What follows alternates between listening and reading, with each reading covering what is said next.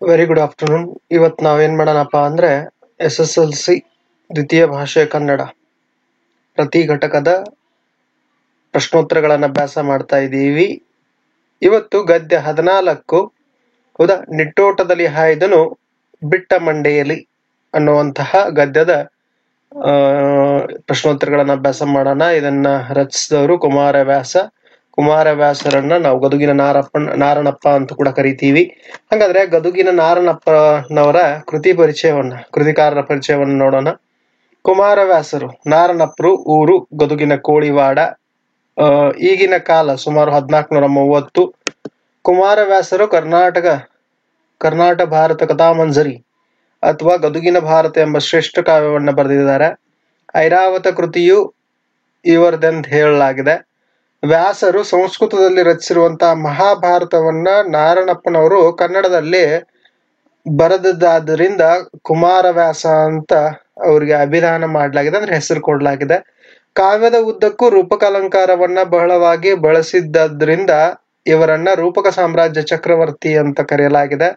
ಗದುಗಿನ ಭಾರತ ಏನಪ್ಪಾ ಅಂದ್ರೆ ಭಾಮಿನಿ ಷಟ್ಪದಿಯಲ್ಲಿದೆ. ಇದು ಆಶ್ಚರ್ಯದಲ್ಲಿ ಆಶ್ಚರ್ಯ.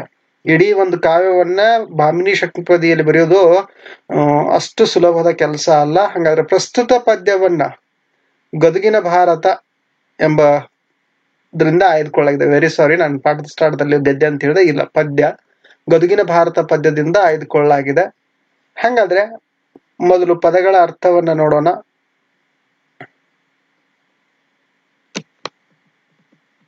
ಪದಗಳ ಅರ್ಥ. ಪದ್ಯ 1, ಹಾಯವು. ಹಾಯವು ಅಂದ್ರೆ ದಾಟದು, ತಾಗದು. ಬಲಗಡಲು, ಬಲ ಪ್ಲಸ್ ಕಡಲು, ಬಲಗಡಲು. ಹೌದಾ, ಕ ಗ ಆದೇಶವಾಗಿ ಬಂದಿದೆ, ಅದಕ್ಕೆ ಆದೇಶ ಸಂಧಿ. ಹೌದಾ. ಆಮೇಲೆ ಬಲವೆಂಬ ಕಡಲು, ಬಲಗಡಲು ಬೇರೆ, ಬಲವೆಂಬ ಕಡಲು ಕರ್ಮಧಾರೆಯ ಸಮಾಸ ಆಗ್ತದೆ. ಇನ್ನ ಪೊಡವಿ ತದ್ಭವ, ಅದರ ತತ್ಸಮ ಏನಪ್ಪಾ ಅಂದ್ರೆ ಪೃಥ್ವಿ. ಇನ್ನ ಭೂಮಿ, ಹೌದಾ, ಪೊಡವಿ ಅಂದ್ರೆ ಭೂಮಿ ಅಂತನೂ ಕರಿಬಹುದು. ಇನ್ ಮೊಹರ್ ಅಂದ್ರೆ ಸೈನ್ಯ. ಮೃಡ ಅಂದ್ರೆ ಶಿವ. ಇನ್ನ ಪದ್ಯ ಭಾಗದ ಮೊದಲನೇ ಸಾಲುಗಳಲ್ಲಿ ಏನಪ್ಪಾ ಅಂದ್ರೆ ಬಂದಂತ ಪದಗಳ ಅರ್ಥವನ್ನು ನೋಡಿದ್ವಿ. ಪದ್ಯ ಭಾಗದ 2ನೇ ಸ್ಟಾನ್ಜಾ ಅಂತ ಕರಿತೀವಿ, ಅಲ್ಲಿ ಬರುವಂತ ಪದಗಳನ್ನ ನೋಡೋಣ. ಮುಂಜೆರಗು, ಸೆರಗ ಪ್ಲಸ್ ಮುಂದು, ಮುಂಜೆರಗು. ಹೌದಾ, ಅಂಶಿ ಇರೋದ್ರಿಂದ ಇನ್ನು ಅಂಶಿ ಸಮಾಸ. ಆಮೇಲೆ ಮುಂ ಪ್ಲಸ್ ಸೆರಗು, ಮುಂಜೆರಗು. ಏನಪ್ಪಾ ಅಂದ್ರೆ ಆದೇಶ ಸಂಧಿ ಕೂಡ ಆಗ್ತದ. ಇನ್ನ ನಿಟ್ಟೋಟ, ನೀಡಿದು, ಓಟ. ಹೌದಾ, ನಿಟ್ಟೋಟ, ನೀಡಿದು ಪ್ಲಸ್ ಓಟ, ನಿಟ್ಟೋಟ ಕರ್ಮಧಾರೆಯ ಸಮಾಸ ಆಗ್ತದ. ಹೌದಾ, ಉತ್ತರ ಪದದ ಅರ್ಥ ಪ್ರಧಾನವಾಗಿರ್ತದ. ಇನ್ನ ಅದೇ ಪದ್ಯದ 3ನೇ ಸ್ಟಾನ್ಜಾ ಪದಗಳ ಅರ್ಥವನ್ನು ನೋಡೋಣ. ವನಜ, ಹೌದಾ, ಜಲದಲ್ಲಿ ಜನಿಸಿದ್ದು. ತಾವರೆ, ವನಜಮುಖಿ. ಹೌದಾ, ಏನಪ್ಪಾ ಅಂದ್ರೆ ಬಹುರ್ವಿ ಸಮಾಸ. ಕಮಲದಂತೆ ಮುಖವುಳ್ಳವಳು ವನಜಮುಖಿ. ಇನ್ನ ತಾವರೆಯಂತೆ ಮುಖವುಳ್ಳವಳು, ಹೌದಾ, ಅಥವಾ ಕಮಲದಂತೆ. ಇನ್ನ ತಾವರೆಯಂತೆ ಮುಖವುಳ್ಳವಳು. ಅಣುವರ ಯುದ್ಧ. ಹೌದಾ, ರಿಪು ಶತ್ರು. ವಾಹಿನಿ ಸೈನ್ಯ. ಹೌದಾ. ಆಮೇಲೆ ಹಲುಗಿರಿಯೇ, ಹಲು ಪ್ಲಸ್ ಕಿರಿಯೇ, ಹಲುಗಿರಿಯೇ. ಹೌದಾ, ಗ ಆದೇಶವಾಗಿ ಬಂದಿದೆ, ಅದಕ್ಕೆ ಆದೇಶ ಸಂಧಿ. ಇನ್ನ ಧುರ ಯುದ್ಧ. ಭೂಸುರರು ಭೂಮಿಯ ಸುರರು, ಷಷ್ಠಿ ತತ್ಪುರುಷ ಸಮಾಸ. ಬ್ರಾಹ್ಮಣರು, ಹೌದಾ, ಭೂಸುರರು ಬ್ರಾಹ್ಮಣರು. ಇಂದ್ರ ಪದವಿ, ಇಂದ್ರನ ಪದವಿ. ಇದು ಕೂಡ ಏನಪ್ಪಾ ಅಂದ್ರೆ ಷಷ್ಠಿ ತತ್ಪುರುಷ ಸಮಾಸ. ಇನ್ನ ಪದ್ಯವನ್ನ ನೋಡೋಣ. ಕಡೆಗೆ ಹಾಯು ಕಂಗಳಿ, ಬಲ ಗಡಲ ಮನು ಮಿಸಲಾಡಲಾರದು, ಒಡಲು ಮಿಡಿದಿರಲೇನ ಕಾಣಲು, ಭಾರದದ್ಭುತವ ಪೊಡವಿ ಇದುದು ಮೊಹರವನಿದ, ರೊಡನೆ ಕಾದು ನಾವನಾಥನೇ ಮೃಡನು ಶಿವ ಕಾದಿಗೆಲಿದೆವು ಬಲಕ್ಕೆ ನಮೋ ಎಂದು. ಹೌದಾ, ಇದನ್ನ ಪದ ವಿಂಗಡಣೆ ಮಾಡೋ ಮೂಲಕ ಓದೋದು ಹೇಗೆ. ಕಡೆಗೆ, ಹೌದಾ, ಹಾಯವು, ಕಂಗಳ್, ಹೌದಾ. ಕಂಗಳಲ್ಲಿ ಏನು ಕಂಗಳಿ ಬಲ ಅಂತಿದೆ, ಅದನ್ನ ಒಡೆದು ಓದೋದು ಹೇಗೂ, ಕಂಗಳಿ ಬಲ. ಹೌದಾ. ಆಮೇಲೆ ಗಡಲ್ ಅಂತಿದೆ, ಇಲ್ಲಿ ಕಡಲ್ ಕೊಟ್ಟಿದ್ದಾರೆ. ಹೌದಾ. ಹಂಗಾದ್ರೆ ಅದನ್ನ ಒಡೆದು ಓದುವಾಗ ಗಡಲ್ ಆಗ್ತದ್ದು. ಹೌದಾ, ಬಲ ಗಡಲ್. ಆಮೇಲೆ ಮಣ ವಿಸಾಡಲಾರದು. ಹೌದಾ, ಯಾವ ರೀತಿಯಾಗಿ ಓದುವುದು ನೀವು ಒಂದ್ ಸ್ವಲ್ಪ ಇದನ್ನ ನೋಡ್ಕೊಂಡ್ಬಿಡ್ರಿ, ಯಾಕಂದ್ರೆ ಹಳೆಗನ್ನಡ ಓದು ಪ್ರಾಕ್ಟೀಸ್ ಆದ್ಮೇಲೆ ಇದೇನಪ್ಪ ಅಂದ್ರೆ ನಾನು ಓದಿದ ಅಷ್ಟೊಂದು ಸರಿ ಇಲ್ಲ, ಬಟ್ ಓದು ಪ್ರಾಕ್ಟೀಸ್ ಆದ್ಮೇಲೆ ಇದು ಚೆನ್ನಾಗಿ ಬರೋದು. ಹಂಗಾದ್ರೆ ಇದರ ಸಾರಾಂಶವನ್ನು ನೋಡೋಣ. ಪ್ರಸ್ತುತ ವಾಕ್ಯವನ್ನ ಕುಮಾರವ್ಯಾಸ ರಚಿಸಿದಂತ ಗದುಗಿನ ಭಾರತ ಎಂಬ ಕೃತಿಯಿಂದ ಆಯ್ದ ನಿಟ್ಟೋಟದಲ್ಲಿ ಹಾಯ್ದನು ಬಿಟ್ಟ ಮಂಡೆಯಲ್ಲಿ ಎಂಬ ಪದ್ಯದಿಂದ ಆರಿಸಿಕೊಳ್ಳಲಾಗಿದೆ. ಅರ್ಜುನನ ಸಾರಥ್ಯದಲ್ಲಿ ರಥವು ರಣರಂಗದತ್ತ ಮುನ್ನುಗ್ಗಿದಾಗ ಉತ್ತರ ಕುಮಾರನು ಕೌರವ ಸೈನ್ಯವನ್ನು ನೋಡಿ ಹೆದರುತ್ತಾ ಕೌರವನ ವಿಶಾಲವಾದ ಸೇನಾಸಾಗರವನ್ನ ಕಂಡು ಉತ್ತರನು ಆಶ್ಚರ್ಯಚಕಿತನಾಗಿ ಕಣ್ಣುಗಳು ಈ ಸೈನ್ಯದ ಕಡೆಗೆ ಕೊನೆಗೆ ಅಂಚಿಗೆ ಕೊಂಡೊಯ್ಯುವುದೇ ಇಲ್ಲ. ಈ ಸೈನ್ಯ ಸಮುದ್ರವನ್ನು ಮನಸ್ಸು ಈಜಿ ದಾಟಲು ಸಾಧ್ಯವಿಲ್ಲ. ಬದುಕಿದ್ದರೆ ಎಂತೆಂತಹ ಅದ್ಭುತಗಳನ್ನು ನೋಡಬಹುದು. ಭೂಮಿಯೇ ಈ ಸೈನ್ಯವನ್ನ ಇದಿರಬೇಕು. ಇದರೊಡನೆ ಯಾರು ಯುದ್ಧ ಮಾಡುವನು ಅವನೇ ಶಿವ ಮೃಡ ಅಂತ ಕರೀತಾರೆ. ಶಿವ ಇದರೊಡನೆ ಯುದ್ಧ ಮಾಡಿದೆ ಗೆದ್ದೆ, ಈ ಸೈನ್ಯಕ್ಕೆ ನಮು ಎಂದು ಏನಪ್ಪಾ ಅಂದ್ರೆ ಚಿಂತಿಸಿದ. ಹೌದಾ. ಇನ್ನು ಎರಡನೇ ಪದ್ಯ ಭಾಗದ ಎರಡನೇ ಏನಪ್ಪಾ ಅಂದ್ರೆ ಸ್ಟಾನ್ಜಾ ನೋಡೋಣ. ಏನಪ್ಪಾ ಅಂದ್ರೆ, ಎಂದೊರಡ ಅರ್ಜುನ ನಗುತ ರಥವನ್ನು ಮುಂದೆ 4 ಅಡಿ ನೂಕಲು ಕೋದನಿ ಸಾರಥಿ ಎನ್ನುತ್ತ ಸಂವರಿಸಿ ಮುಂಜೆರಗ ಬಂದು ಮೆಲ್ಲನೆ ರಥದ ಹಿಂದಕ್ಕೆ ನಿಂದು ಧುಮ್ಮಿಕ್ಕಿದನು ಬದುಕಿದೆ ನೆಂದು ನಿಟ್ಟೋಟದಲ್ಲಿ ಹಾಯ್ದನು ಬಿಟ್ಟ ಮಂಡೆಯಲ್ಲಿ. ಹೌದಾ, ನಿಟ್ಟೋಟದಲ್ಲಿ ಹಾಯ್ದನು ಬಿಟ್ಟ ಮಂಡೆಯಲ್ಲಿ ಇದೆ ಏನಪ್ಪಾ ಅಂದ್ರೆ ಪದ್ಯದ ಶೀರ್ಷಿಕೆ ಇದೆ. ಹಂಗಾದ್ರೆ ಅದನ್ನ ಬಿಡಿಸಿ ಯಾವ ರೀತಿಯಾಗಿ ಓದುದು ಅನ್ನೋದನ್ನ ಇಲ್ಲಿ ಕೊಟ್ಟಿದ್ದಾರೆ, ಒಂದ್ಸಲ ನೋಡ್ಕೊಳ್ರಿ. ಹಂಗಾರೆ ಈ ಪದ್ಯದ ಸಾರಾಂಶ: ಪ್ರಸ್ತುತ ವಾಕ್ಯವನ್ನ ಕುಮಾರವ್ಯಾಸ ರಚಿಸಿದ ಗದುಗಿನ ಭಾರತ ಎಂಬ ಕೃತಿಯಿಂದ ಆಯ್ದ ನಿಟ್ಟೋಟದಲ್ಲಿ ಹಾಯ್ದನು ಬಿಟ್ಟ ಮಂಡೆಯಲ್ಲಿ ಎಂಬ ಪದ್ಯದಿಂದ ಆರಿಸಿಕೊಳ್ಳಲಾಗಿದೆ. ಕೌರವ ಸೈನ್ಯನ್ನ ನೋಡಿ ಹೆದರುತ್ತಾ ಉತ್ತರ ಕುಮಾರನು ಇಷ್ಟು ದೊಡ್ಡ ಸೈನ್ಯನೊಡನೆ ಯುದ್ಧ ಮಾಡಲು ಖಂಡಿತ ನನ್ನಿಂದ ಸಾಧ್ಯವಿಲ್ಲ. ಆ ಶಿವನಿಂದ ಮಾತ್ರ ಇದು ಸಾಧ್ಯ. ಇಂತಹ ಸೈನ್ಯಕ್ಕೆ ನನ್ನ ನಮಸ್ಕಾರ ಎಂದಾಗ ಅರ್ಜುನನು ಉತ್ತರನ ಮಾತನ್ನು ಕೇಳಿ ನಗುತ್ತಾ ರಥವನ್ನು ಮತ್ತೆ 4 ಹೆಜ್ಜೆ ಓಡಿಸಲು ಉತ್ತರನು ಅಯ್ಯೋ, ಈ ಸಾರಥಿಯು ನನ್ನನ್ನು ಸಾವಿಗೆ ಒಡ್ಡುತ್ತಾನೆ ಎಂದು ಕಳವಳಗೊಂಡು ತನ್ನ ಉತ್ತರೀಯವನ್ನು ಸರಿಪಡಿಸಿಕೊಂಡು ಮೆಲ್ಲನೆ ಹತ್ತುವ ಜಾಗಕ್ಕೆ ಬಂದು ಕೆಳಕ್ಕೆ ಒಮ್ಮೆಲೆ ಧುಮುಕಿ ಅಬ್ಬಾ ಬದುಕಿದೆ, ಕಿರೀಟ ಕೆಳಕ್ಕೆ ಜಾರಿ ಬಿದ್ದುದನ್ನು ಲೆಕ್ಕಿಸದೆ ಕೂದಲು ಕೆದರಿ ಹಾರಾಡುವಂತಹ ವೇಗದಿಂದ ಜೀವ ಭಯದಲ್ಲಿ ಊರತ್ತ ಓಡತೊಡಗಿದನು.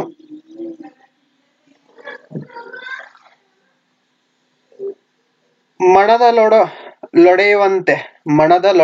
ಲೊಡೆವಂತೆ ನಗುತ್ತಲ್ ಅರ್ಜುನನು ಗಜರಿ ದನೆಲವು ಸಭೆಯಲ್ಲಿ ವಣಜಮುಖಿಯರ ಮುಂದೆ ಸೋರೆಯಿದೆ ಬಾಯಿಗೆ ಬಂದಂತೆ ಅಣುವರದೊಳೆನಾಯ್ತು ರಿಪುವ ಹಿರಿಯ ನಿರಿಯದೆ ನಾಡನರಿಯವೋ ಲೆನೆಗೆ ನೀ ಹಲುಗಿರಿಯೇ ಬಿಡುವೆನೆ ಕಾದು ನಡೆಯಂದ. ಹೌದಾ. ಹಂಗಾದ್ರೆ ಅದನ್ನ ಬಿಡಿಸಿ ಯಾವ ರೀತಿಯಾಗಿ ಓದೋದು ಅನ್ನೋದನ್ನ ಇಲ್ಲಿ ಕೊಟ್ಟಿದ್ದಾರೆ, ಒಂದ್ಸಲ ನೋಡ್ಕೊಂಡ್ಬಿಡ್ರಿ. ಹಂಗಾರೆ ಸಾರಾಂಶ ಆಯ್ಕೆ: ಪ್ರಸ್ತುತ ಈ ವಾಕ್ಯವನ್ನ ಕುಮಾರವ್ಯಾಸ ರಚಿಸಿದಂತ ಗದುಗಿನ ಭಾರತ ಎಂಬ ಕೃತಿಯಿಂದ ಆಯ್ದ ನಿಟ್ಟೋಟದಲ್ಲಿ ಹಾಯ್ದನು ಬಿಟ್ಟ ಮಂಡೆಯಲ್ಲಿ ಎಂಬ ಪದ್ಯದಿಂದ ಆರಿಸಿಕೊಳ್ಳಲಾಗಿದೆ. ಉತ್ತರ: ಕುಮಾರನು ಕೌರವನ ಸೇನಾಸಾಗರವನ್ನ ಕಂಡು ಓಡಿ ಹೋಗುತ್ತಿದ್ದ. ಉತ್ತರನ ಈ ಅವಸ್ಥೆಯನ್ನ ನೋಡಿ ಅರ್ಜುನನು ಹೊಟ್ಟೆ ಹೊಡೆಯುವಂತೆ ಮನಸ್ಸಿನಲ್ಲಿ ನಗುತ್ತಾ ಎಲ್ಲವೂ ಅರಮನೆಯಲ್ಲಿ ಹೆಣ್ಣು ಮಕ್ಕಳ ಮುಂದೆ ಬಾಯಿಗೆ ಬಂದಂತೆ ಒದರಿದೆಯಲ್ಲ, ಯುದ್ಧ ಭೂಮಿಯಲ್ಲಿ ಏನಾಯಿತು? ಯುದ್ಧ ಭೂಮಿಯಲ್ಲಿ ಶತ್ರು ಸೈನ್ಯವನ್ನ ಹಿಮ್ಮಟ್ಟಿಸುವ ಬದಲು ನಾಯಿಯಂತೆ ನನ್ನ ಮುಂದೆ ಹಲ್ಲು ಕಿರಿದರೆ ನಿನ್ನನ್ನು ಬಿಟ್ಟೇನೆ, ನಿನ್ನನ್ನು ಹೋಗಲು ಬಿಡುವುದಿಲ್ಲ ಎಂದು ಗದರಿಸಿ ಯುದ್ಧ ಮಾಡು ಎಂದು ಅರ್ಜುನನು ಉತ್ತರನಿಗೆ ಹೇಳಿದನು. ನೆಕ್ಸ್ಟ್ ಸ್ಟಾಂಜಾ: ದುರದ ಲೊಡಿದ ಪಾತಕವ ಭೂಸುರರು ಕಳೆದ ಪರಶ್ವಮೇಧವ ಧರಣಿಯಲ್ಲಿ ಪ್ರತ್ಯಕ್ಷವಾಗಿಯೇ ಮಾಡಬಹುದೆಮಗೆ ಸುರರ ಸತಿಯರ ನೊಲ್ಲೆಮಗೆ. ಹೌದಾ. ಮರಮಣೆಯ ನಾರಿಯರೇ ಸಾಕೆ ಮರಸುತನ ವೆಮೆಗಿಂದ್ರ ಪದವಿಯೇ ಬಿಟ್ಟು ಕಳುಹೆಂದ. ಹೌದಾ, ಅದನ್ನ ಯಾವ ರೀತಿಯಾಗಿ ಬಿಡಿಸಿ ಓದುವುದನ್ನೋದನ್ನ ಇಲ್ಲಿ ಪದ ವಿಂಗಡಣೆ ಓದು ಅಂತ ಕೊಟ್ಟಿದ್ದಾರೆ, ನೋಡ್ಕೊಳ್ರಿ.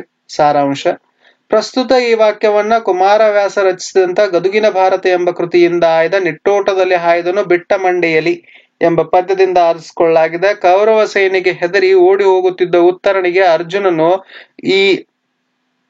ಈ ರೀತಿ ಯುದ್ಧರಂಗದಿಂದ ಓಡಿ ಹೋದರೆ ಪಾಪ ಸುತ್ತಿಕೊಳ್ಳುವುದೆಂದು ಹೇಳಿದಾಗ ಆ ಮಾತಿಗೆ ಉತ್ತರನು ಪ್ರತಿಕ್ರಿಯಿಸುತ್ತಾ, ರಣರಂಗದಿಂದ ಓಡಿ ಹೋದ ಪಾತಕವನ್ನು ಭೂಸರರು ಕಳೆಯುತ್ತಾರೆ, ಬದುಕಿದರೆ ನಾವೇ ಶ್ವದ ಯಾಗದ ಫಲವನ್ನು ಪ್ರತ್ಯಕ್ಷವಾಗಿ ಮಾಡಬಹುದು. ನಮಗೆ ಸ್ವರ್ಗಲೋಕದ ಅಪ್ಸರೆಯರು ಬೇಕಾಗಿಲ್ಲ, ನನ್ನ ಅರಮನೆಯ ನಾರಿಯರೇ ಸಾಕು. ನಮ್ಮ ದೊರೆತನವೇ ನಮಗೆ ಇಂದ್ರ ಪದವಿ, ದಯವಿಟ್ಟು ನನ್ನನ್ನು ಬಿಟ್ಟು ಕಳುಹಿಸು ಎಂದು ಬೇಡಿದನು. ಪ್ರಶ್ನೆಗಳು: ಒಂದು ವಾಕ್ಯದಲ್ಲಿ ಉತ್ತರಿಸಿ ಅಂತ ಕೇಳಿದಾರ. ಕೌರವನ ಸೇನೆಯು ಉತ್ತರನಿಗೆ ಹೇಗೆ ಕಾಣಿಸಿತು? ಕೌರವನ ಸೇನೆಯು ಉತ್ತರನಿಗೆ ಬಲಗಡಲಿನಂತೆ ಕಾಣಿಸಿತು. ಪ್ರಶ್ನೆ 2: ಉತ್ತರನು ನಿಟ್ಟೋಟದಲ್ಲಿ ಓಡಿದ್ದು ಏಕೆ? ಉತ್ತರ: ಉತ್ತರನು ಕೌರವನ ಸೈನ್ಯವನ್ನು ಕಂಡು ಹೆದರಿ ನಿಟ್ಟೋಟದಲ್ಲಿ ಓಡಿದನು.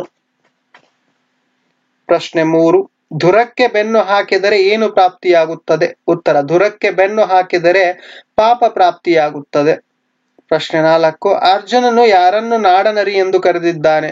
ಉತ್ತರ: ಅರ್ಜುನನು ಉತ್ತರನನ್ನು ನಾಡನರಿ ಎಂದು ಕರೆದಿದ್ದಾನೆ. ಪ್ರಶ್ನೆ 5: ಉತ್ತರನಿಗೆ ಇಂದ್ರ ಪದವಿ ಏಕೆ ಬೇಕಿಲ್ಲ? ಉತ್ತರನಿಗೆ ಅರಸುತನವೇ ಸಾಕು, ಹಾಗಾಗಿ ಇಂದ್ರ ಪದವಿಯು ಬೇಕಾಗಿಲ್ಲ. ಪ್ರಶ್ನೆ 6: ಸುರರ ಸತಿಯರ ಸ್ಥಾನವನ್ನು ಯಾರು ತುಂಬುತ್ತಾರೆ? ಸುರರ ಸತಿಯರ ಸ್ಥಾನವನ್ನು ಅರಮನೆಯ ನಾರಿಯರು ತುಂಬುತ್ತಾರೆ. ಮುಖ್ಯ ಪ್ರಶ್ನೆ ಕೆಳಗಿನ ಪ್ರಶ್ನೆಗಳಿಗೆ 3-4 ವಾಕ್ಯಗಳಲ್ಲಿ ಉತ್ತರಿಸಿ ಅಂತ ಕೇಳಿದಾರೆ. ಹಂಗಾರೆ ಪ್ರಶ್ನೆ 1: ಶತ್ರುಬಲಕ್ಕೆ ನಮೋ ಎಂದು ಉತ್ತರನು ಏಕೆ ಹೇಳಿದನು? ಉತ್ತರ: ಕೌರವನ ಮಹಾಸಾಗರದಂತಹ ಸೈನ್ಯವನ್ನು ನೋಡಿ ಹೆದರಿದ ಉತ್ತರನು ಹೀಗೆ ಹೇಳಿದನು, ಬರಿಯ ಗನ್ನುಗಳಿಗೆ ನಿಲುಕಲಾರದಂತಹ ಸೈನ್ಯವಿದು. ಭೂಮಿಯೇ ಇಂತಹ ಮಹಾ ಸೈನ್ಯಕ್ಕೆ ಜನ್ಮ ನೀಡಿರಬಹುದು. ಹಾಗಿರುವಾಗ ಈ ಸೈನ್ಯದೊಂದಿಗೆ ಸಾಕ್ಷಾತ್ ಶಿವನೇ ಬಂದು ಕಾದಾಡಬೇಕೇ ಹೊರತು ನಮ್ಮಿಂದ ಸಾಧ್ಯವಿಲ್ಲ ಎಂದು ಉತ್ತರವನ್ನು ಶತ್ರು ಸೈನ್ಯವನ್ನು ಕಂಜಂಡು ನಮೋ ಎಂದು ಕೈ ಮುಗಿದನು. ಪ್ರಶ್ನೆ 2: ಒಡಲು ಒಡೆವಂತೆ ಅರ್ಜುನನು ಮನದಲ್ಲಿ ನಗಲು ಕಾರಣವೇನು? ಉತ್ತರ: ಅರ್ಜುನನು ರಥವನ್ನು 4-8 ಅಡಿಗಳಷ್ಟು ಮುಂದಕ್ಕೆ ನೂಕಿದನು. ಉತ್ತರನು ಈ ಸಾರಥಿಯು ನನ್ನನ್ನು ಕೊಂದು ಬಿಟ್ಟನು ಎಂದು ಮೈ ಮೇಲಿನ ಸೆರಗನ್ನು ಒಟ್ಟುಗೂಡಿಸಿ ರಥದಲ್ಲಿ ಹಿಂದಕ್ಕೆ ಬಂದು ನಿಂತು ಕೆಳಗೆ ಧುಮುಕಿದನು.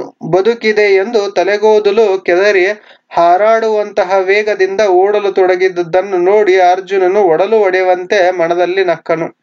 ಪ್ರಶ್ನೆ 3: ಕಾದು ನಡೆ ಎಂದು ಅರ್ಜುನನು ಉತ್ತರನನ್ನು ಏಕೆ ಒತ್ತಾಯಿಸಿದನು? ಉತ್ತರ: ಉತ್ತರನು ಹೆಂಗಳೆಯರ ಮುಂದೆ ಕೌರವನ ಸೇನೆಯನ್ನು ಸುಲಭವಾಗಿ ಎದುರಿಸಬಹುದೆಂದು ಬಾಯಿಗೆ ಬಂದಂತೆ ಮಾತನಾಡಿದನು. ಆದರೆ ಯುದ್ಧದಲ್ಲಿ ಕೌರವನ ಸೇನೆಯನ್ನು ಕಂಡು ಹೆದರಿ ಓಡಲು ಪ್ರಾರಂಭಿಸಿದನು.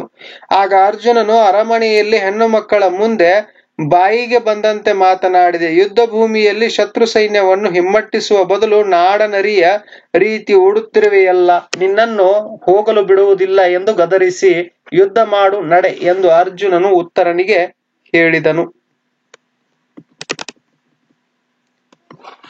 ಪ್ರಶ್ನೆ 4: ಯುದ್ಧವನ್ನು ಮಾಡದೆಯೇ ಸುಖ ಪಡಬಹುದೆಂಬುದನ್ನು ಉತ್ತರನು ಹೇಗೆ ಸಮರ್ಥಿಸಿದನು? ಯುದ್ಧ ಭೂಮಿಯಿಂದ ಓಡಿ ಬಂದ ಪಾತಕವನ್ನು ಭೂಸರರು ಕಳೆಯುತ್ತಾರೆ. ಅಶ್ವಮೇಧ ಯಾಗದ ಫಲವನ್ನು ಪ್ರತ್ಯಕ್ಷವಾಗಿ ಮಾಡಬಹುದು. ನಮಗೆ ಸ್ವರ್ಗಲೋಕದ ಅಪ್ಸರೆಯರು ಬೇಕಾಗಿಲ್ಲ, ನನ್ನ ಅರಮನೆಯ ನಾರಿಯರೇ ಸಾಕು. ನಮ್ಮ ದೊರೆತನವೇ ನಮಗೆ ಇಂದ್ರ ಪದವಿ ಎಂಬುದಾಗಿ ಯುದ್ಧವನ್ನು ಮಾಡದೆಯೇ ಸುಖ ಪಡಬಹುದೆಂಬುದನ್ನು ಉತ್ತರನು ಸಮರ್ಥಿಸಿದನು. ಮುಖ್ಯ ಪ್ರಶ್ನೆ ಸುಮಾರು 8-10 ವಾಕ್ಯಗಳಲ್ಲಿ ಉತ್ತರಿಸಿ ಅಂತ ಕೇಳಿದಾರ. ಮೊದಲನೇ ಪ್ರಶ್ನೆ: ಅರ್ಜುನ ಮತ್ತು ಉತ್ತರ ಇವರ ಸಂಭಾಷಣೆಯ ಸ್ವಾರಸ್ಯವನ್ನ ಬರೆಯಿರಿ ಅಂತ ಕೇಳಿದಾರ. ಹಂಗಾದ್ರೆ ನೋಡ್ರಿ, ಉತ್ತರ: ಅರ್ಜುನನು ಸಾರಥ್ಯದಲ್ಲಿ ರಥವು ರಣರಂಗದತ್ತ ಮುನ್ನುಗ್ಗಿದಾಗ ಉತ್ತರ ಕುಮಾರನು ಕೌರವ ಸೇನೆಯನ್ನು ನೋಡಿ ಹೆದರುತ್ತಾ ರಥದಿಂದ ಇಳಿದು ಓಡಲು ಯತ್ನಿಸುತ್ತಾನೆ. ಕಣ್ಣು ಕಾಣುವವರೆಗೆ ಇರುವ ವಿಶಾಲವಾದ ಸೇನಾಸಾಗರವನ್ನ ಕಂಡ ಉತ್ತರನು ಆಶ್ಚರ್ಯಚಕಿತನಾಗಿ, ಇಷ್ಟು ದೊಡ್ಡ ಸೈನ್ಯನೊಡನೆ ಯುದ್ಧ ಮಾಡಲು ಖಂಡಿತ ನನ್ನಿಂದ ಸಾಧ್ಯವಿಲ್ಲ, ಆ ಶಿವನಿಂದ ಮಾತ್ರ ಇದು ಸಾಧ್ಯ. ಇಂತಹ ಸೈನ್ಯಕ್ಕೆ ನನ್ನ ನಮಸ್ಕಾರ ಎಂದಾಗ ಅರ್ಜುನನು ನಗುತ್ತಾ ರಥವನ್ನು ಮುನ್ನಡೆಸಿದನು. ಆಗ ಇನ್ನೂ ಭಯಗೊಂಡ ಉತ್ತರನು ರಥದ ಹಿಂಭಾಗಕ್ಕೆ ಬಂದು ರಥದಿಂದ ಧುಮುಕಿ ಒಂದೇ ಸಮನೆ ಬಿಟ್ಟ ಮಂಡೆಯಲ್ಲಿ ಓಡತೊಡಗಿದನು. ಉತ್ತರನ ಈ ಅವಸ್ಥೆಯನ್ನು ನೋಡಿ ಮನಸ್ಸಿನಲ್ಲಿಯೇ ನಕ್ಕ ಅರ್ಜುನನು ಅರಮನೆಯಲ್ಲಿ ಹೆಣ್ಣು ಮಕ್ಕಳ ಮುಂದೆ ಬಾಯಿಗೆ ಬಂದಂತೆ ಮಾತನಾಡಿದೆ. ಯುದ್ಧ ಭೂಮಿಯಲ್ಲಿ ಶತ್ರು ಸೈನ್ಯವನ್ನ ಹಿಮ್ಮಟ್ಟಿಸುವ ಬದಲು ನಾಡನರಿಯ ರೀತಿ ಓಡುತ್ತಿರುವೆಯಲ್ಲ, ನಿನ್ನನ್ನು ಹೋಗಲು ಬಿಡುವುದಿಲ್ಲ ಎಂದು ಗದರಿಸಿದನು.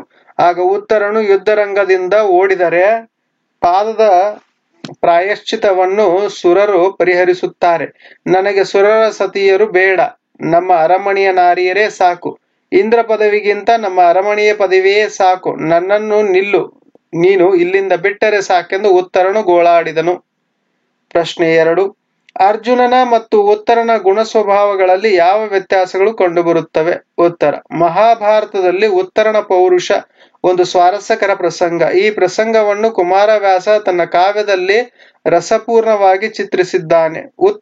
ಉತ್ತರ ಕುಮಾರನು ಶೌರ್ಯವಿಲ್ಲದ ಬರೀ ಬಡಾಯಿ ಕೊಚ್ಚಿಕೊಳ್ಳುವುದರ ಪ್ರತೀಕ. ಬರಿಯ ಬಾಯಿ ಬಡಿವಾರ ತೋರಿ ನಗೆಪಾಟಲಿಗೆ ಗುರಿಯಾಗುವ ಸಂಕೇತ. ಅರ್ಜುನನ ಶೌರ್ಯದ ಪರಾಕ್ರಮದ ವಿಜಯದ ಸಂಕೇತವಾಗಿದ್ದಾನೆ. ವಾದುದನ್ನು ಸಾಧಿಸುತ್ತೇನೆಂಬ ಛಲದಂಕ ಮಲ್ಲ. ಮನೆಯ ಹೆಣ್ಣು ಮಕ್ಕಳ ಮುಂದೆ ಮಾತ್ರ ಪರಾಕ್ರಮವನ್ನು ತೋರಿಸಿಕೊಳ್ಳುವ ಉತ್ತರ ಅರ್ಜುನನ ಮುಂದೆ ನಿಸ್ತೇಜವಾಗಿ ಕಾಣುತ್ತಾನೆ.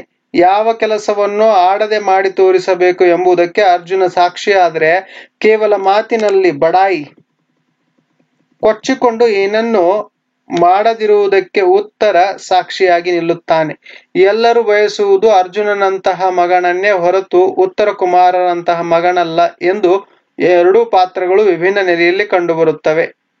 ಮುಖ್ಯ ಪ್ರಶ್ನೆ ಈ ಸಂದರ್ಭದೊಡನೆ ವಿವರಿಸಿ. ಶಿವ ಕಾದಿ ಗೆಲಿದೆವು. ಆಯ್ಕೆ. ಪ್ರಸ್ತುತ ಈ ವಾಕ್ಯವನ್ನ ಕುಮಾರವ್ಯಾಸ ರಚಿಸಿದ ಗದುಗಿನ ಭಾರತ ಎಂಬ ಕೃತಿಯಿಂದ ಆಯ್ದ ನಿಟ್ಟೋಟದಲ್ಲಿ ಹಾಯ್ದನು ಬಿಟ್ಟ ಮಂಡೆಯಲಿ ಎಂಬ ಪದ್ಯದಿಂದ ಆರಿಸಿಕೊಳ್ಳಲಾಗಿದೆ. ಸಂದರ್ಭ ಈ ಮಾತನ್ನು ಉತ್ತರ ಕುಮಾರನು ಹೇಳುತ್ತಾನೆ. ಅರ್ಜುನನು ರಣರಂಗದ ಕಡೆಗೆ ರಥವನ್ನು ಮುನ್ನಡೆಸುತ್ತಿರುತ್ತಾನೆ.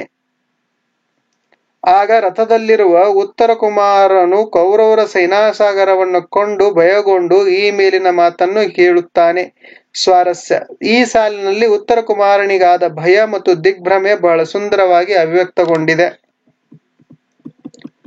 ಸಂದರ್ಭ 2. ನಿಟ್ಟೋಟದಲ್ಲಿ ಹಾಯ್ದನು ಬಿಟ್ಟ ಮಂಡೆಯಲ್ಲಿ. ಆಯ್ಕೆ. ಪ್ರಸ್ತುತ ಈ ವಾಕ್ಯವನ್ನ ಕುಮಾರವ್ಯಾಸ ರಚಿಸಿದ ಗದುಗಿನ ಭಾರತ ಎಂಬ ಕೃತಿಯಿಂದ ಆಯ್ದ ನಿಟ್ಟೋಟದಲ್ಲಿ ಹಾಯ್ದನು ಬಿಟ್ಟವನು ಮಂಡೆಯಲ್ಲಿ ಎಂಬ ಪದ್ಯದಿಂದ ಆರಿಸಿಕೊಳ್ಳಲಾಗಿದೆ. ಸಂದರ್ಭ ಈ ಮಾತನ್ನ ಕವಿ ಉತ್ತರ ಕುಮಾರ ಯುದ್ಧ ಭೂಮಿಯಿಂದ ಓಡಿದ ರೀತಿಯನ್ನು ಕುರಿತು ಹೇಳಿದ್ದಾರೆ. ಕೌರವ ಸೇನೆ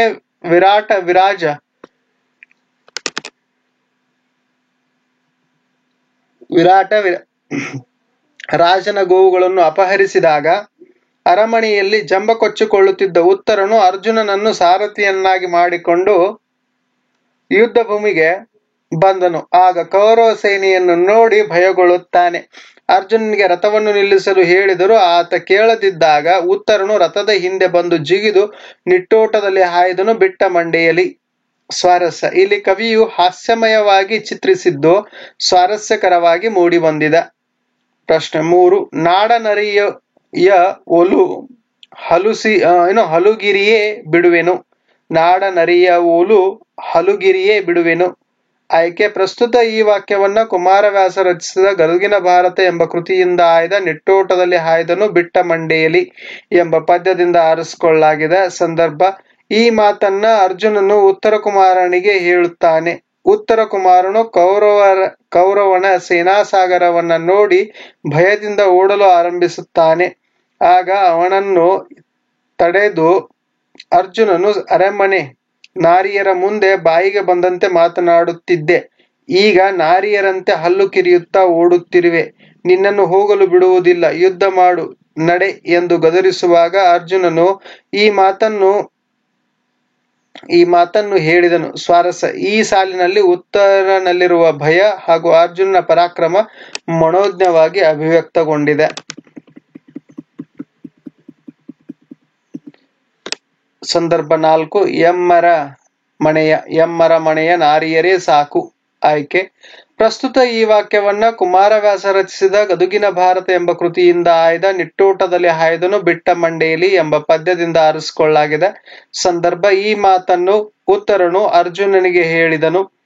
ಕೌರವ ಸೇನೆಗೆ ಹೆದರಿ ಓಡಿ ಹೋಗುತ್ತಿದ್ದ ಉತ್ತರನಿಗೆ ಅರ್ಜುನನು ಈ ರೀತಿ ಯುದ್ಧರಂಗದಿಂದ ಓಡಿ ಹೋದರೆ ಪಾಪ ಸುತ್ತಿಕೊಳ್ಳುವುದೆಂದು ಹೇಳಿದಾಗ, ಆಗ ಉತ್ತರನು, ಯುದ್ಧರಂಗದಿಂದ ಓಡಿದರೆ ಪಾಪದ ಪ್ರಾಯಶ್ಚಿತವನ್ನು ಭೂಸುರರು ಪರಿಹರಿಸುತ್ತಾರೆ. ನನಗೆ ಸುರರ ಸತಿಯರು ಬೇಡ, ನಮ್ಮ ಅರಮನೆಯ ನಾರಿಯರೇ ಸಾಕೆಂದು ವಿಧಿವತ್ತಾಗಿ ಉತ್ತರನು ಗೋಳಾಡಿದ ಸಂದರ್ಭದಲ್ಲಿ ಈ ಮಾತು ಬಂದಿದೆ. ಸ್ವಾರಸ್ಯ: ಈ ಸಾಲಿನಲ್ಲಿ ಉತ್ತರನಲ್ಲಿರುವ ಭಯ, ರಣಹೇಡಿತನ, ಪಕ್ಕೆಲುಬುಗಳು ಒಟ್ಟೊಟ್ಟಿಗೆ ಬಿಂಬಿತವಾಗಿರುವುದು ಸ್ವಾರಸ್ಯಪೂರ್ಣವಾಗಿದೆ.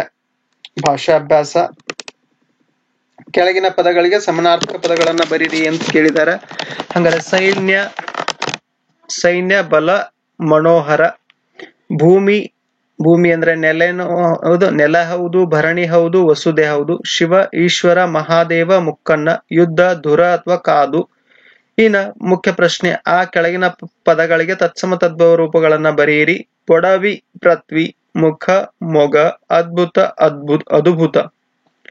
ಇನ್ನ ಮುಖ್ಯ ಪ್ರಶ್ನೆ: ಈ ಕೆಳಗಿನ ಪದಗಳನ್ನ ವಿಗ್ರಹ ವಾಕ್ಯ ಮಾಡಿ ಸಮಾಸದ ಹೆಸರು ಬರೀರಿ ಅಂತ ಕೇಳಿದಾರ. ಅರಸನ ಮನೆ ಅರಮನೆ. ಅರಸನ ಪ್ಲಸ್ ಮನೆ ಅರಮನೆ. ಹೌದಾ? ತತ್ಪುರುಷ ಸಮಾಸ. ವನಜದಂತೆ ಮುಖ ಉಳ್ಳವನು. ವನಜಮುಖಿ ಬಹುರ್ವಿ ಸಮಾಸ. ನೀಡಿದಾದ ಪ್ಲಸ್ ಓಟ ನಿಟ್ಟೋಟ ಕರ್ಮಧಾರೆಯ ಸಮಾಸ. ಬಲವಾದ ಪ್ಲಸ್ ಕಡಲು ಬಲಗಡಲು ಕರ್ಮಧಾರೆಯ ಸಮಾಸ. ಇನ್ನು ಮುಖ್ಯ ಪ್ರಶ್ನೆ: ಈ ಕೆಳಗಿನ ಅಲಂಕಾರ ಪದಗಳನ್ನ ಸಮನ್ವಯಗೊಳಿಸಿ ಅಲಂಕಾರ ಹೆಸರು ತಿಳಿಸಿರಿ. ರೂಪಕಲಂಕಾರ. ಅರ್ಥ: ಒಂದು ಮತ್ತೊಂದರಂತೆ ಇದೆ ಎಂದು ಹೇಳದೆ ಹೋಲಿಸುವ ವಸ್ತುಗಳೆರಡು ಒಂದೇ ಎಂದು ವರ್ಣಿಸುವುದನ್ನು ರೂಪಕಲಂಕಾರ ಎನ್ನುತ್ತಾರೆ. ಇಲ್ಲಿ ಉಪಮಾನ ಮತ್ತು ಉಪಮೇಯಗಳ ನಡುವೆ ಭೇದ ಇರುವುದಿಲ್ಲ, ಅಭೇದ ಕಲ್ಪನೆ. ವನಜಮುಖಿ ಉಪಮೇಯ ವನಜ, ಉಪಮಾನ ಮುಖ. ಸಮನ್ವಯ: ಇಲ್ಲಿ ಉಪಮೇಯವಾದ ವನಜಕ್ಕೂ ಉಪಮಾನವಾದ ಮುಖಕ್ಕೂ ಯಾವುದೇ ಭೇದವಿಲ್ಲ. ಇಲ್ಲಿ ವನಜ ಮತ್ತು ಮುಖಿ ಬೇರೆ ಬೇರೆ ಎಂದು ಹೇಳಲಾಗಿಲ್ಲ. ಆದ್ದರಿಂದ ಇದು ರೂಪಕಲಂಕಾರ. ಲಕ್ಷಣ: ರೂಪಕಲಂಕಾರದ ಅರ್ಥವೇ ಲಕ್ಷಣವಾಗಿರುತ್ತದೆ. ಇನ್ನು ನಾಡಸಿರಿ. ಸಂದರ್ಭ: ಉಪಮೇಯ ನಾಡ, ಉಪಮಾನ ನರಿ.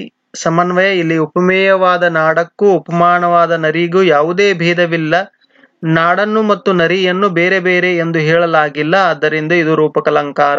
ಬಲಗಡಲು ಉಪಮೇಯ ಬಲ ಅಥವಾ ಸೈನ್ಯ, ಉಪಮಾನ ಕಡಲು. ಸಮನ್ವಯ: ಇಲ್ಲಿ ಉಪಮೇಯವಾದ ಬಲಕ್ಕೂ ಉಪಮಾನವಾದ ಕಡಲಿಗೂ ಯಾವುದೇ ಭೇದವಿಲ್ಲ. ಬಲವನ್ನು ಮತ್ತು ಕಡಲಗಳನ್ನು ಬೇರೆ ಬೇರೆ ಎಂದು ಹೇಳಲಾಗಿಲ್ಲ. ಆದ್ದರಿಂದ ಇದು ರೂಪಕಲಂಕಾರ. ಪ್ರಶ್ನೆ 4.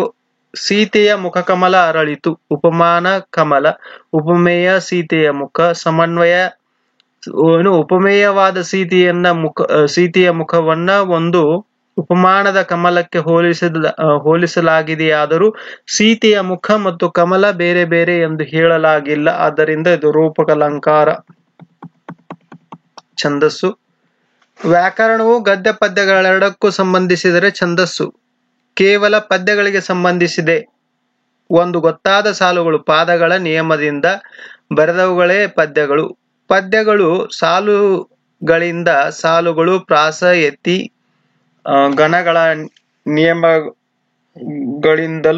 ಕೂಡಿರುತ್ತದೆ. ಅವುಗಳ ಸಂಕ್ಷಿಪ್ತ ತಿಳಿಯೋಣ. ಮೊದಲನೇ ಪ್ರಾಸ.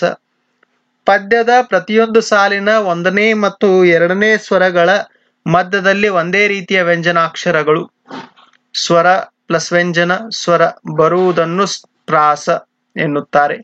ಈ ಪ್ರಾಸವು ಪದದ ಕೊನೆಯ 2 ಸ್ವರಾಕ್ಷರಗಳ ನಡುವೆಯೂ ಬರಬಹುದು.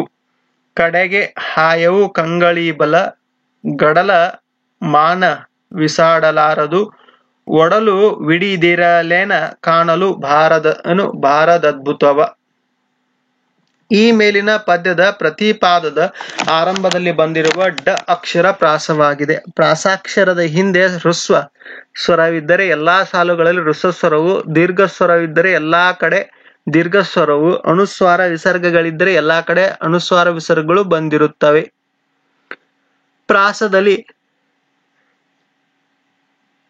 ಸಿಂಹಪ್ರಾಸ, ಗಜಪ್ರಾಸ, ಋಷಭಪ್ರಾಸ, ಅಜಪ್ರಾಸ, ಶರವಪ್ರಾಸ ಮತ್ತು ಹಯಪ್ರಾಸ ಎಂಬುದಾಗಿ 6 ವಿಧಗಳಿವೆ. ಪ್ರಸ್ತುತ ಪದ್ಯದಲ್ಲಿ ಬಂದಿರುವ ಸಾಕ್ಷ್ಯಾಧಾರಗಳನ್ನು ಗುರುತಿಸಿ ಬರೆಯಿರಿ. ಯತಿ ಪದ್ಯಗಳನ್ನ ಓದುವಾಗ ಅರ್ಥಕ್ಕನುಸಾರ ಅನುಸರಿಸುವ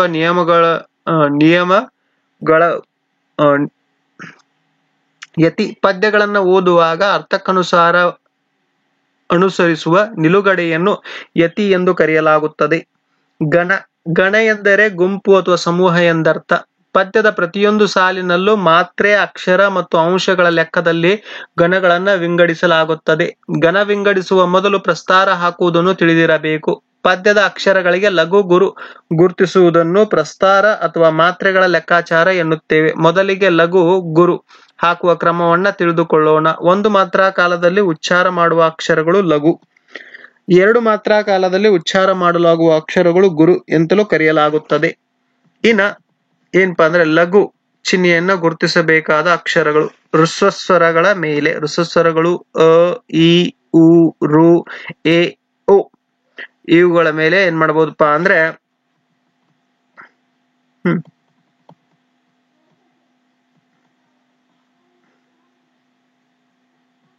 ಘನ ವಿಂಗಡಣೆ ಮಾಡಬಹುದು.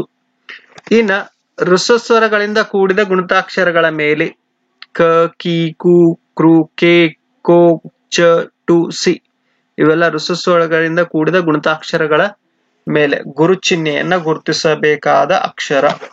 ಇನ್ನು ದೀರ್ಘ ಸ್ವರಗಳ ಮೇಲೆ ಆ, ಇ, ಉ, ಎ, ಐ, ಓ, ಔ ಇವುಗಳ ಮೇಲೆ ಏನ್ ಮಾಡ್ತೀವಪ್ಪ ಅಂದ್ರೆ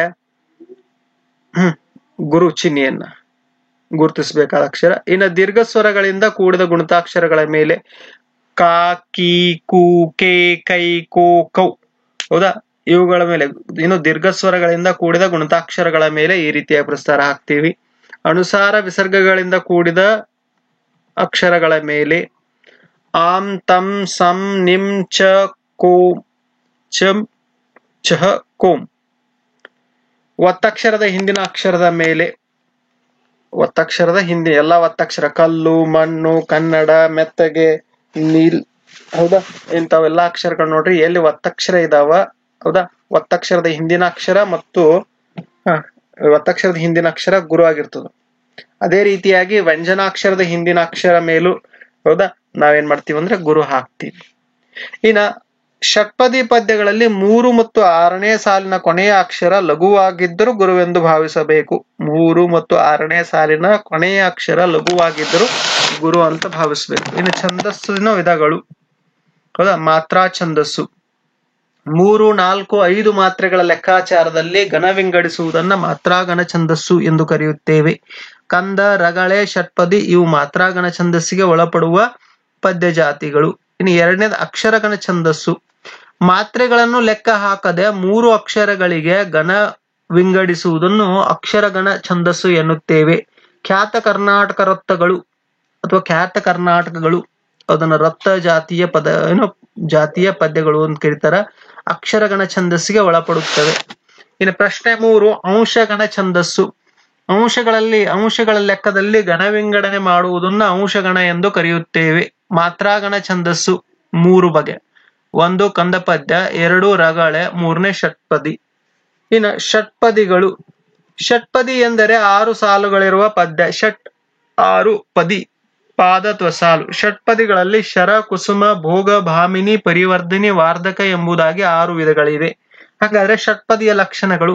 ಷಟ್ಪದಿಯಲ್ಲಿ 1, 2, 4, 5ನೇ ಸಾಲುಗಳು ಮಾತ್ರೆಗಳು ಮತ್ತು ಗಣಗಳ ಲೆಕ್ಕಾಚಾರದಲ್ಲಿ ಸಮವಾಗಿರುತ್ತವೆ.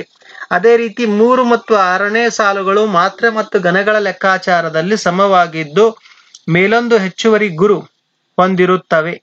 ಇದು ಕೊನೆಯ ಅಕ್ಷರ ಲಘುವಾಗಿದ್ದರೂ ಗುರುವೆಂದೇ ಭಾವಿಸಬೇಕು. ಪದ್ಯದ ಮೊದಲ 3 ಸಾಲುಗಳನ್ನ ಪೂರ್ವಾರ್ಧ ಎಂತಲೂ ನಂತರದ 3 ಸಾಲುಗಳನ್ನ ಉತ್ತರಾರ್ಧ ಎಂತಲೂ ಕರೆಯುತ್ತೇವೆ. ಪದ್ಯದ ಪೂರ್ವಾರ್ಧ ಮತ್ತು ಉತ್ತರಾರ್ಧ ಸಾಲುಗಳ ಘನ ವಿನ್ಯಾಸ ಒಂದೇ ತೆರನಾಗಿರುತ್ತದೆ. ಈ ಲಕ್ಷಣಗಳು ಸಾಮಾನ್ಯವಾಗಿ ಎಲ್ಲಾ ಷಟ್ಪದಿಗಳಿಗೂ ಅನ್ವಯಿಸುತ್ತವೆ. ಇಲ್ಲಿ ನಿಮಗೆ ಭಾಮಿನಿ ಷಟ್ಪದಿ ಪದ್ಯದ ಲಕ್ಷಣವನ್ನು ಮಾತ್ರ ಪರಿಚಯಿಸಲಾಗಿದೆ. ಭಾಮಿನಿ ಷಟ್ಪದಿಯ ಲಕ್ಷಣಗಳು 6 ಪಾದಗಳುಳ್ಳ ಪದ್ಯ. 1, 2, 4 ಮತ್ತು 5ನೇ ಸಾಲುಗಳು ಸಮವಾಗಿದ್ದು 3, 4 ಮಾತ್ರೆಯ 4 ಗಣಗಳಿರುತ್ತವೆ. ಆಮೇಲೆ 3 ಮತ್ತು 6ನೇ ಸಾಲುಗಳು ಸಮನಾಗಿದ್ದು 3 ಮತ್ತು 4 ಮಾತ್ರೆಯ 6 ಗಣಗಳಿರುತ್ತವೆ ಹಾಗೂ ಮೇಲೊಂದು ಗುರುವಿನಿಂದಲೂ ಕೂಡಿರುತ್ತದೆ.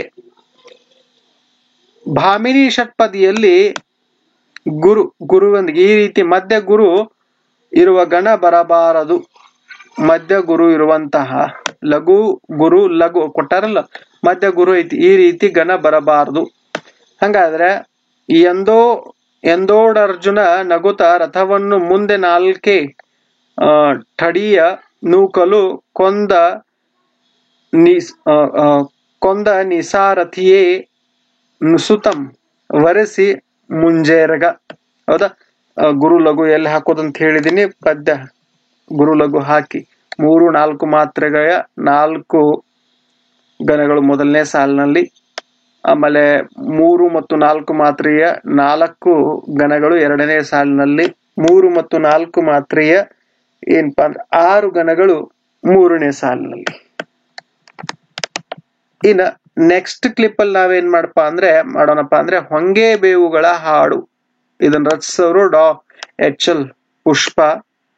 ಹೌದಾ, ಹಂಗಾದ್ರೆ ಇದನ್ನ ನಾವು ನೆಕ್ಸ್ಟ್ ಕ್ಲಾಸ್ ಅಲ್ಲಿ ಅಭ್ಯಾಸ ಮಾಡೋಣ ಅಂತ ಹೇಳ್ತಾ, ಆದಷ್ಟು ದ್ವಿತೀಯ ಭಾಷೆ ಕನ್ನಡ 10ನೇ ತರಗತಿ ಅಥವಾ SSLC ಓದುತ್ತಿರುವಂತ ವಿದ್ಯಾರ್ಥಿಗಳು, ಗಡಿನಾಡ ಕನ್ನಡಿಗರಂತ ಏನ್ ಬರ್ತೀರಾ, ಮತ್ತೆ ಪ್ರಥಮ ಭಾಷೆ ಇಂಗ್ಲಿಷ್ ಇರುವಂತವ್ರು ದ್ವಿತೀಯ ಭಾಷೆ ಕನ್ನಡವನ್ನು ತೆಗೆದುಕೊಂಡಿರ್ತೀರಾ, ಅಂತವರಿಗಾಗಿ ಹೌದಾ ಒಂಥರ ಆಡಿಯೋ ನೋಟ್ಸ್ ನಿಮ್ ಫೇರ್ ಬರೀಲಿಕ್ಕೆ ಹೆಲ್ಪ್ ಆಗ್ಲಿ, ರಿವಿಷನ್ ಆಗ್ಲಿ ಅನ್ನುವಂಥ ದೃಷ್ಟಿಯಿಂದ ಈ ಕ್ಲಿಪ್ ಗಳನ್ನ ಮಾಡ್ತಾ ಇದ್ದೀನಿ. ಹೌದಾ, ಆದಷ್ಟು ನಿಮ್ ಸ್ನೇಹಿತರಿಗೆ ಬೇರೆ ಬೇರೆ ಗುಂಪುಗಳಿಗೆ ಹಂಚಿಕೊಳ್ಳುವಂತ ಕೆಲಸ ಮಾಡ್ರಿ ಅಂತ ಹೇಳ್ತಾ ಥ್ಯಾಂಕ್ ಯು ಸೋ ಮಚ್.